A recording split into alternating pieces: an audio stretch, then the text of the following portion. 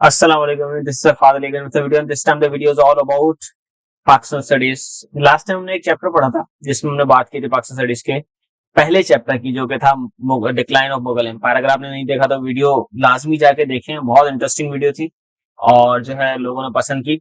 ये second video उसी sequence की। इस बार मैंने एक चीज बहुत अच्छी की है तो मुझे लगता है हेल्पफुल होगी काफी कैंडिडेट्स के लिए। आप मेड द नोट्स, ठीक है। नोट्स इन सेंस ऐसे होंगे कि थोड़े कंसाइज होंगे और उसमें मैं चीजों को एक्सप्लेन करूंगा। एक बार क्विक रिव्यू लेते हैं, गो थ्रू करते हैं जो लास्ट लेक्चर में पढ़ा था क्विकली, फिर then will move on to the next lecture which is Shah Waliullah reforms पे बात करेंगे आज से हम स्टार्ट।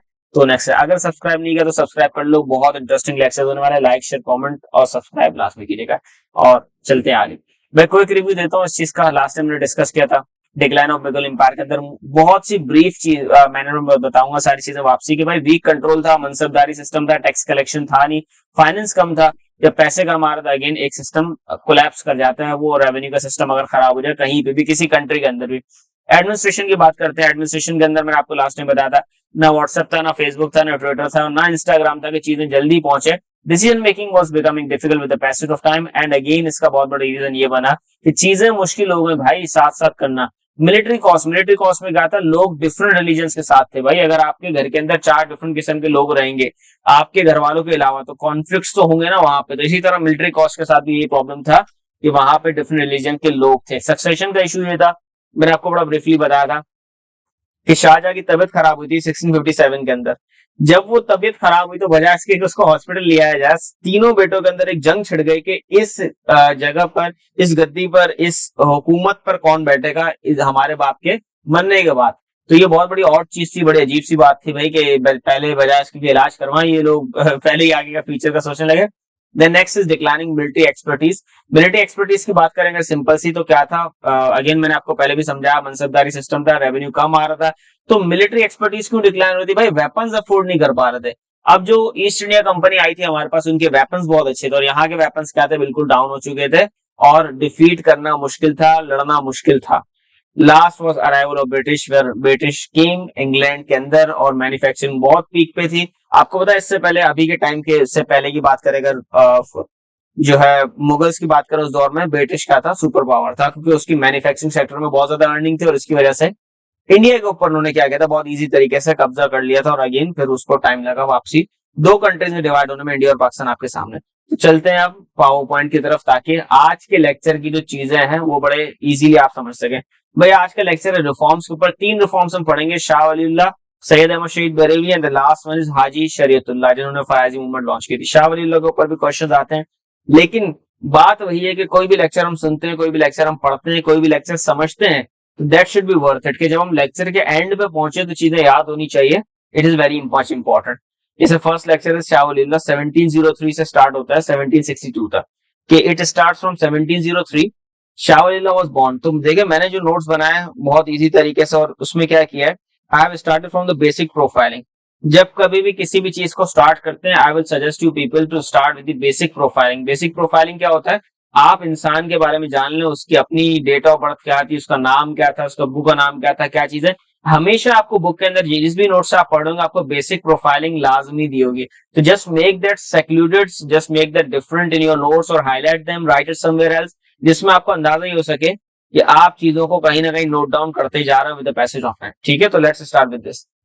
हिज प्रोफाइल मैंने क्यों लिखा है, अगेन प्रोफाइलिंग की बात आई, बहुत ब्रीफ मैनर में लिखा है। Born on 21 February 1703 which is very important. Real name क्या था, कुतुबुद्दीन अक्सर और बेशतर।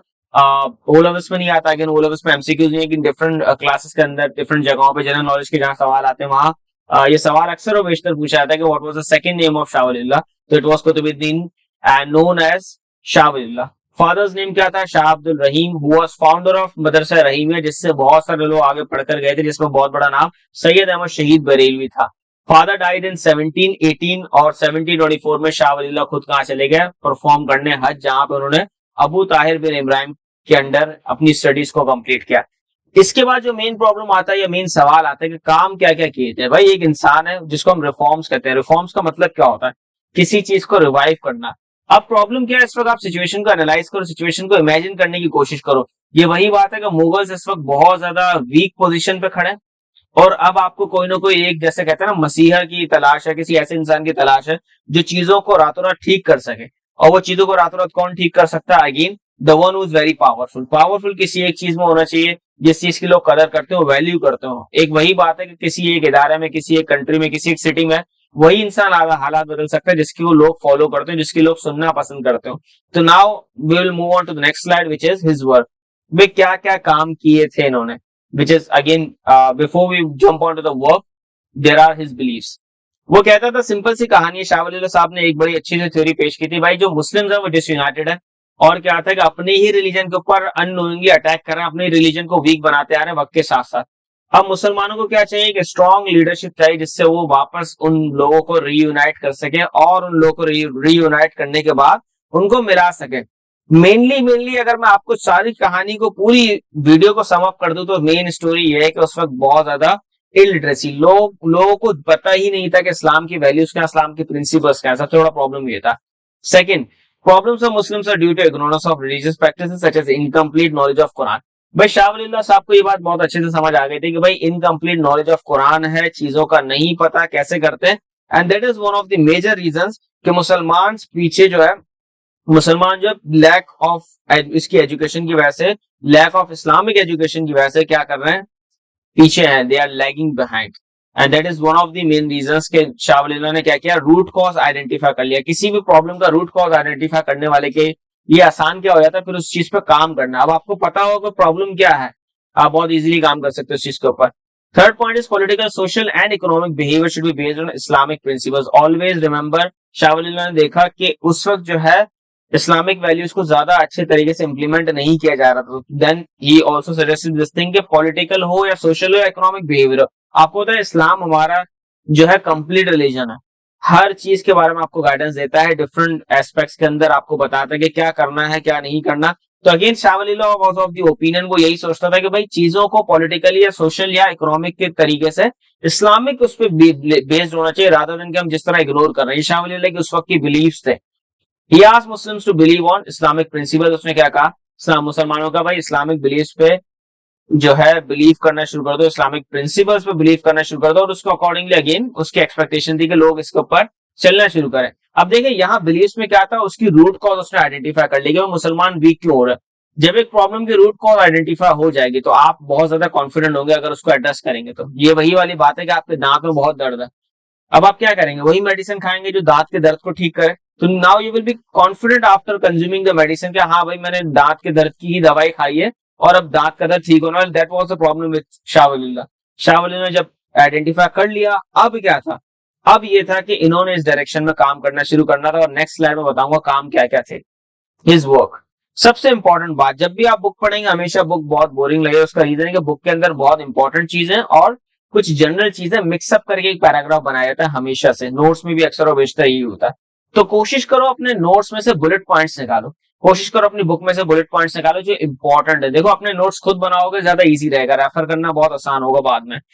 He deeply understood Quran, fiqh and tasawwuf। ये चीजें क्या क्या था, शाह वली अल्लाह ने क्या क्या अपने आप को मास्टर बना दिया इन चीजों के ऊपर, और मेहनत की थी इनके ऊपर। और सबसे मेन काम जो शाह वली अल्लाह का बार बार काउंट होता है, और आपकी बुक के अंदर जब भी कभी भी आप आंसर लिखते हैं, बुक के अंदर भी आपके पास अगर जब भी शाह वली अल्लाह की बात होगी या आप कहीं भी आंसर लिखना है कोई किसी और लेवल पे other than O levels, again O levels में एमसीक्यूज नहीं होते, ओ लेवल्स के अलावा भी अगर कहीं आपके पास सवाल आता है तो then there is a question कि शाह वली ने बहुत ज्यादा रिमार्केबल काम क्या किया था। सबसे बड़ा रिमार्केबल काम जो था, जो आज तक माना जाता है, वो ये कि Shah Wali translated Quran into Persian. Persian क्या था, उस वक्त की लैंग्वेज थी। जब आप एक ऐसी लैंग्वेज में चीजों को ट्रांसलेट कर दोगे लोगों के लिए पढ़ना आसान हो जाए, तो क्या समझते हैं लोग, ज्यादा अवेयर होंगे चीजों से या कम अवेयर होंगे? अगेन ज्यादा अवेयर होंगे चीजों से। और प्रॉब्लम क्या था, आपको पिछली स्लाइड में बताई ये बात, प्रॉब्लम था लोगों की अवेयरनेस नहीं थी, किसकी, दीन की, रिलीजन की। जब रिलीजन की अवेयरनेस नहीं थी तो भाई करना क्या था, कुरान को ट्रांसलेट करना था, पर्शियन में ट्रांसलेट कर दिया। Persian was that times language, उस वक्त की लैंग्वेज चल रही थी पर्शियन। तो again in the end what happened, ज्यादातर लोगों के पास एक्सेस हो गया कुरान का, उसको समझने का। और देन उसके बाद again later sons translated into Urdu, Urdu में उनके जो बेटे थे उन्होंने ट्रांसलेट किया। फिर अगेन वर्जन्स के बाद एक वर्जन आते रहते हैं कि उर्दू में कुरान ट्रांसलेट होता रहता है डिफरेंट पब्लिशर्स के अंदर। लेकिन फर्स्ट टाइम शाह वली अल्लाह के बेटों का ये काम था, और बहुत बड़ा काम है मैं समझता हूँ। उस वक्त पर्शियन की लैंग्वेज बहुत ज्यादा चलती थी, इस वजह से पर्शियन में शाह वली अल्लाह ने ट्रांसलेट किया। Then second remarkable work which Shah Wali Allah did at that time was he wrote 50 books in Persian and Arabic. देखिए पर्शियन और अरेबिक, अरेबिक कम लोग समझते थे, पर्शियन ज्यादा लोग समझते थे।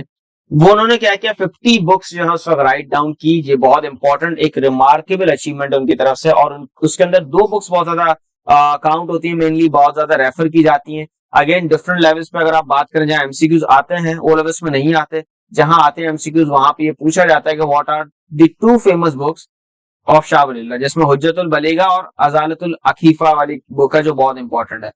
One of the most important work of Shah Waliullah was to unite Muslims. उस वक्त क्या था भाई, अगर आप सोचें आपका घर वीक हो रहा हो, आपका अपना घर जब वीक होने लगेगा तो क्या होगा, हर बंदा आपके घर पे अटैक करने की कोशिश करेगा, आपके घर के अंदर से जो चीजें जो सामान है उस पर क्या करेगा, कब्जा करने की कोशिश करेगा। That was the same with Mughal empire. Mughal empire के साथ इश्यू यही था कि मैंने आपको लास्ट वीडियो के अंदर ये बताया था डिक्लाइन ऑफ मुगल एम्पायर क्यों हो रहा था। अब जब मुगल्स वीक एक टाइम पे, तो अगेन रिबेलियंस इसके अंदर इतनी ताकत नहीं होगी। रिबेलियंस कौन होते, जो बगावत करते, जो लड़ने लगते हैं। वो रिबेलियंस के अंदर जितनी ताकत थी, उन्होंने समझा कि इस वक्त जो है पीक अपॉर्चुनिटी किस चीज की, मुगल एम्पायर के ऊपर अटैक करने की। Shah Waliullah was the one who united Muslims. उन्होंने क्या किया भाई, मुस्लिम्स को यूनाइट किया, किसके खिलाफ, मराठास के खिलाफ। और उसमें उन्होंने क्या किया था, कन्विंस किया किसको, अहमद शाह अब्दाली। अहमद शाह अब्दाली का नाम बहुत ज्यादा क्यों यूज होता है, he was one of the nobles, ठीक है, उस दौर के उस टाइम के बहुत ज्यादा नोबल थे। और यहाँ पे लिखा होगा उन्होंने मराठास को कब डिफीट किया, बैटल ऑफ पानीपत के अंदर। ये चीज याद रहे, 3 बैटल ऑफ पानीपत हुई थी, ये 3rd बैटल की बात हो रही है 1761। जो स्टूडेंट्स है बहुत ज्यादा टाइम गलती कर देते हैं अक्सर बेशतर, और वो लिखते हैं सिर्फ बैटल ऑफ पानीपत, जिसको 3rd बैटल ऑफ पानीपत 1761 में जो लास्ट बैटल थी, उसमें उन्होंने अहमद शाह अब्दाली ने पार्टिसिपेट किया था। Last thing is importance. He believed that Muslims are declining just because of ignorance of religion and its practices. ये बात आपको ऑलरेडी पता है, मैं 2-3 बार कर चुका हूँ। बहुत इंपॉर्टेंट चीज ये थी कि उन्होंने रूट कॉज को आइडेंटिफाई किया था। Second remarkable thing is Madrasa Rahimiya, जो इनके फादर ने किया था start, played a reading role in creating a difference. भाई क्या किया इन्होंने, जब मदरसा राहिमिया स्टार्ट किया, तो ये वही बात है कि एक आपने एजुकेशन इंस्टीट्यूट लगा दिया, एक एजुकेशन इंस्टीट्यूट जिसका काम यही था, एक मदरसा है जिसका काम यही कि लोगों को अवेयर करें किसके बारे में, रिलीजन के बारे में। तो इनके फादर का ये काम था और ये भी बड़ा रिमार्केबल चीज थी। Third, again already told you, translated Quran into Persian, जिसकी वजह से क्या होगा, लोगों की एक्सेस बढ़ गई। ये वही बात है कि आज के दौर में पाकिस्तान की बात करें, अगर खासतौर पर इंडिया की बात करें, तो उर्दू और हिंदी ज्यादा चल रही थी हमारे यहाँ। तो अगर उर्दू और हिंदी में कोई कुरान को ट्रांसलेट करता है, लेट सपोज अगर नहीं हुआ ऑलरेडी, और हम करते हैं आज के दौर में इसको ट्रांसलेट किसी ऐसी लैंग्वेज में कि लोग समझ सकें, तो अल्टीमेटली क्या होगा हमारे लिए, हम ये कंसिडर करेंगे हमने ऐसा काम किया कि लोगों की एक्सेस बढ़ गई है कुरान के लिए, ये अच्छी बात भी होगी अपने एंड पे। तो ये इन्होंने किया था शाह वलील्लाह ने। Fourth thing is he tried to bridge the gap between different sects. वहां सेक्टरिज्म बहुत ज्यादा हो गया था, जो शिया सुन्नी वाले कॉन्फ्लिक्ट्स थे वो बहुत ज्यादा हो गए थे, बहुत हाईलाइटेड हो गए थे। शाह वलील्लाह ने क्या किया, कोशिश की कि इन कॉन्फ्लिक्ट्स को कर्टेल कर सके, इन कॉन्फ्लिक्ट्स को जितना कम हो सके उतना कम कर सके, just because of the reason कि मुस्लिम्स डिसयूनाइटेड ना हो, उनको यूनिटी की जरूरत थी, क्योंकि मुगल एम्पायर डाउनफॉल कर रहा था उस टाइम पे। Inspired many future Islamic leaders. Again एक नाम तो मैंने आपको ऑलरेडी दे दिया कि सैयद अहमद शहीद बरेलवी, जो मदरसा रहीमिया से पढ़कर आए थे। This was the end of the lecture, and again if you did not understand anything you can comment below. मैं कोशिश करूंगा इस पीपीटी को नीचे लिंक में डाल दूं ताकि आप जो है इस पीपीटी को डाउनलोड कर सकें। I hope you like the lecture. Like कीजिएगा, वीडियो को शेयर कीजिएगा, कमेंट कीजिएगा और सब्सक्राइब कीजिएगा if you love these videos, if you want more of these videos. Facebook के ऊपर फादर अली के नाम से पेज है, उसको लाइक कीजिएगा जाके। और if you want to ask anything as such, so you can ask me in the comment box. Thank you for watching, thank you for giving your precious time. Good bye.